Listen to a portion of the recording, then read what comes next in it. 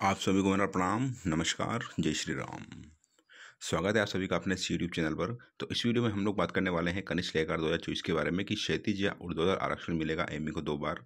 ME को लेकर याचिका एंड वेटिंग, नियुक्ति पत्र, नियुक्ति से पहले एक और स्टे देखने को मिलेगा, आंसर की challenge and OBC SC ST EWS MPC की तरह एमई को नहीं मिलेगा 2 बार आरक्षण। तो इन सब चीज़ों के बारे में हम लोग वन बाय वन बात करने वाले हैं। आगे बढ़ने से पहले आपसे मेरी रिक्वेस्ट है कि अगर आप चैनल पर नए हो, पहली बार आपने विजिट किया तो चैनल को जरूर सब्सक्राइब करना और वीडियो को लाइक करना।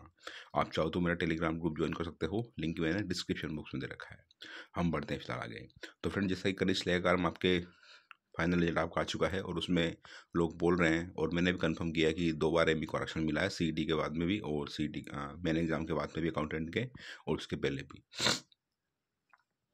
अब यहाँ पर प्रश्न ये उठता है फ्रेंड्स कि मिनिस्टर एम्प्लॉय कैटेगरी को जो है क्षैतिज या ऊर्ध्वाधर आरक्षण मिलेगा एमई को 2 बार। ये सबसे इंपॉर्टेंट क्वेश्चन है। आपको पता है फ्रेंड्स कि आरक्षण हर स्टेज पर दिया जाता है, चाहे एग्जाम प्रीलिम्स हो, मेंस हो, या कोई दूसरा एग्जाम हो। लेकिन आपका जो सीईटी का एग्जाम था, ना तो वो मेंस था ना प्रीलिम्स था।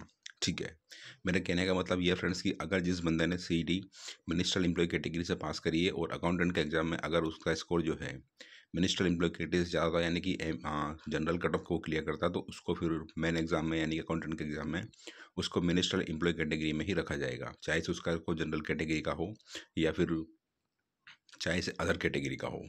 ठीक है, लेकिन हुआ ये फ्रेंड्स, इसका उल्टा हुआ है। जिन लोगों ने मिनिस्ट्रियल एम्प्लॉय कैटेगरी सीईटी पास करी, उनको जो सीटें हैं, जो मुझे पता है फ्रेंड्स, बता रहा हूँ आपको मैं। बाकी आप क्या सोचते हो, आपकी चॉइस है। ठीक है, ये सारी चीज़ें मैं अपने नॉलेज से बता रहा हूँ। जिन जिन लोगों ने सीईटी मिनिस्ट्रियल एम्प्लॉय कैटेगरी से पास करी, अकाउंटेंट एग्जाम उनको मिनिस्ट्रियल एम्प्लॉय कैटेगरी के अलावा भी दूसरी सीटें अलॉट हुई है, जैसे कि जनरल की होगी, ओबीसी की होगी, यूआर की होगी, या फिर एससी एसटी या एमपीसी या ईडब्ल्यूएस, इनकी भी उनको सीटें मिली है। तो सबसे बड़ा मैटर यही फंस रहा है और यही वजह है कि आपकी कट ऑफ बहुत हाई गई है। ठीक है, जिन लोगों ने भाई सीईटी वास्तव में मिनिस्टर एम्प्लॉय से पास करी, तो उनको जो है फाइनल जो सीट पोस्ट मिलेगी, अलॉट होगी, वो भी सीईटी मिनिस्टर एम्प्लॉय कैटेगरी की होना चाहिए, ना कि अदर कैटेगरी की। इसके ऊपर अपना मेन फोकस है और इसी की वजह से आपकी कट ऑफ बहुत हाई गई है। ठीक है, और कम से कम 400 से 500 लोग ऐसे हैं जो मिनिस्टर एम्प्लॉय कैटेगरी से हैं और उन्होंने दूसरी कैटेगरी की सीट अब जो अलॉट हुई है। तो इसी को लेकर के सारा पंगा हो रहा है और यही वजह आपकी बहुत ज़्यादा हाई कट ऑफ गई है। ठीक है, रही याचिका की बात, तो फ्रेंड्स आपको पता है कि अभी शीतकालीन अवकाश चल रहे हैं माननीय न्यायालय में। 31 दिसंबर तक शीतकालीन अवकाश रहेंगे और उसके बाद में यानी कि 1 जनवरी को नए साल में कोर्ट खुल जाएगा। ठीक है, तो हम लोग कोशिश करेंगे फ्रेंड्स, 1 जनवरी आपकी परसों यानी कि आज 30 दिसंबर हुआ है, 31 दिसंबर को मंगलवार रहेगा और 1 जनवरी को जो है कोर्ट खुल जाएंगे। तो हम लोग कोशिश करेंगे फ्रेंड्स कि जल्दी से जल्दी इसके ऊपर याचिका कोर्ट में दायर हो और चीज़ें जो भी है वो सही हो। अब लोग कमेंट कर रहे हैं फ्रेंड्स कि आंसर की challenge sorry, OBC SC ST EWS MPC की तरह मिनिस्टर एम्प्लॉय को भी आरक्षण मिलना चाहिए। तो फ्रेंड्स, ये अधिकार माननीय न्यायालय का, ये तय माननीय न्यायालय करेगा कि भाई इनको 2 बार आरक्षण मिलना चाहिए, एक बार। क्योंकि ओबीसी एससी एसटी इनमें भी ऐसा होता है फ्रेंड्स कि अगर आपने सीईटी अपनी खुद की कैटेगरी से पास करी है, तो आपको जो फाइनल जो अलॉटमेंट सीट अलॉट होगी या पोस्ट मिलेगी आपको, वो भी आपकी खुद की सीट से ही मिलेगी, ना कि दूसरी कैटेगरी की। ऐसा हो सकता है फ्रेंड्स कि अगर आपने ओबीसी कैटेगरी हो, मान लो सीईटी में आपने जनरल कैटेगरी से फाइट करी हो, यानी कि आपका स्कोर जनरल कैटेगरी के बराबर हो, लेकिन आपकी जो कैटेगरी ओबीसी है, तो ऐसा पॉसिबल है कि आपको जो आपका फाइनल रिजल्ट आएगा उसमें आपको जनरल कैटेगरी की सीट मिल सकती है, यदि आपने फाइनल में भी जो है general category cut off clear करी है तो। लेकिन अगर आपने सीईटी मिनिस्टर एम्प्लॉय कैटेगरी से सॉरी जनरल ओबीसी कैटेगरी से पास करी, तो आपको जो आपका रिजल्ट आएगा फाइनल अकाउंटेंट का, उसमें भी आपको ओबीसी में रखा जाएगा, ऐसा मुझे लगता है फ्रेंड्स। अब जो लोग सोच रहे हैं कि मैं जो बोल रहा हूँ गलत बोल रहा हूँ, तो फ्रेंड्स इसका तय करने का अधिकार माननीय न्यायालय का है। जो माननीय न्यायालय का जजमेंट आएगा उसी के बाद में चीज़ें पॉसिबल होंगी। बात करते हैं आंसर की चैलेंज की। तो फ्रेंड्स, आंसर की में 2 ही चीज़ें बचती हैं बोर्ड के पास में, या तो जो सीधा जो आदेश आया है अधीनस्थ बोर्ड का, जो कोर्ट का आदेश मिला है रिप्रेजेंटेशन लेवल, और उसके बाद में जो भी लोग डॉक्यूमेंट देंगे, सपोर्टिव डॉक्यूमेंट क्वेश्चन के रेफरेंस में, उनको बोर्ड जो है उनकी एक्सपर्ट कमेटी बना करके उन डॉक्यूमेंट का रिव्यू करवाएगी और उसके बाद में अगर जो डॉक्यूमेंट वो सही पाए जाते हैं, तो उसके लिए सही डॉक्यूमेंट होने की स्थिति में जिन लोगों ने याचिका दायर करी है उनका रिजल्ट रिवाइज होगा, और अगर वो मेरिट लिस्ट में आते तो डेफिनेटली फिर आपको जो है मेरिट लिस्ट में आने के बाद में आपको भी ज्वाइनिंग दी जाएगी। और दूसरा ऑप्शन ये फ्रेंड्स कि अधीनस्थ बोर्ड अगर सिंगल बेंच के फैसले को चाहे, जो आंसर की इंप्रूवमेंट का है या जो भी कमेटी बनाने का या रिप्रेजेंटेशन लेने का है, उसको लेकर के कोर्ट जो है डीबी में जा सकता है और डीबी में याचिका दायर कर सकता है ये, और सिंगल बेंच के फैसले को डीबी में चैलेंज कर सकता है और वहाँ से उसको स्टे मिल जाएगा, फिर डीबी में आपका केस चलेगा। तो ये 2 चीज़ें पॉसिबल है। तो जिन लोगों ने आंसर की चैलेंज करी है उनके लिए बेटर ये होगा फ्रेंड्स कि आप एक बार डीबी में केवियट लगा दो, ताकि केवियट लगने के बाद में जो है आपकी भर्ती, आपका जो सिंगल बेंच का ऑर्डर है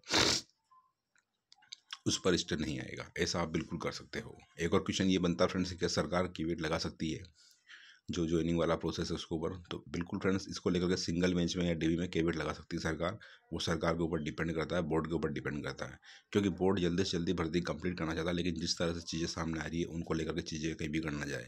केविट में ये होता है फ्रेंड्स कि जो भी सामने वाली पार्टी होती है जब वो याचिका दायर करेगी तो एक बार जो है जिसने केविट लगाई है उसकी सुनी जाएगी। उसके बाद में माननीय न्यायालय डिसाइड करेगा कि भाई स्टे दें या चीज़ें आगे प्रोसेस करें या नहीं करें, या क्या चीज़ें, वो सब माननीय न्यायालय डिपेंड करता है, ना कि बोर्ड या पिटिशनर के ऊपर। ठीक है, तो बिल्कुल सरकार चाहे तो केविट दायर कर सकती है। बात करते हैं क्या नियुक्ति से पहले एक और स्टे देखने को मिलेगा। तो फ्रेंड्स, अगर ऐसा होता है कि मिनिस्टर एम्प्लॉय कैटेगरी जो 2 बार आरक्षण मिला है या जो भी चीज़ें हैं उनको लेकर कोर्ट में याचिका दायर हो जाती है और उसके ऊपर जो माननीय न्यायालय स्टे लगा देता है, तो डेफिनेटली आपको नियुक्ति से पहले एक और स्टे देखने को मिल सकता है। इसकी पूरी पूरी संभावना है। बात करते हैं वेटिंग कब तक आएगी और नियुक्ति कब तक होगी। तो फ्रेंड्स, जिस तरह से आपने देखा होगा अभी कि जो रिवेन्यू बोर्ड है वापस से डीबी करवा रहा है और सबसे पहले उसी में ज्वाइनिंग मिलने वाली है। 8 जनवरी तक उसके डीबी होंगे, उसके बाद में 10 से 12 जनवरी तक आपको ज्वाइनिंग देखने को मिल सकती है। लेकिन अगर उसके पहले कोर्ट में केस दायर हो जाता है तो डेफिनेटली कुछ ना कुछ तो आपको निगेटिव देखने को मिल सकता है। हालांकि इसकी संभावना थोड़ी कम है। बात करते हैं वेटिंग की, तो फ्रेंड्स देखा जाए तो अभी 500 पदों के आसपास में वेटिंग आने की संभावना है। और सबसे कम अंक जो कम होंगे वो आएंगे आपके जनरल कैटेगरी में। सबसे ज़्यादा सबसे कम अंक कम होंगे 3 नंबर के आसपास जनरल कैटेगरी में कम हो सकते हैं। OBC और EWS में आपके 2 नंबर के आसपास। SC ST MBC में आपके 4 से 5 नंबर कम हो सकते हैं फाइनल कट ऑफ में वेटिंग के बाद में। ठीक है फ्रेंड्स, तो ये था अभी के लिए। बाकी मिनिस्टर एम्प्लॉय को 2 बार आरक्षण मिलेगा या 1 बार आरक्षण मिलेगा, इसका फैसला माननीय न्यायालय करेगा।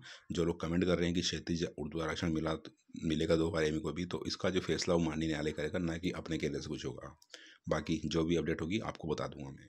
तो फिलहाल के लिए इतना ही, मिलते हैं नेक्स्ट वीडियो में। वीडियो वॉच करने के लिए thanks, have a great day and all the very very best.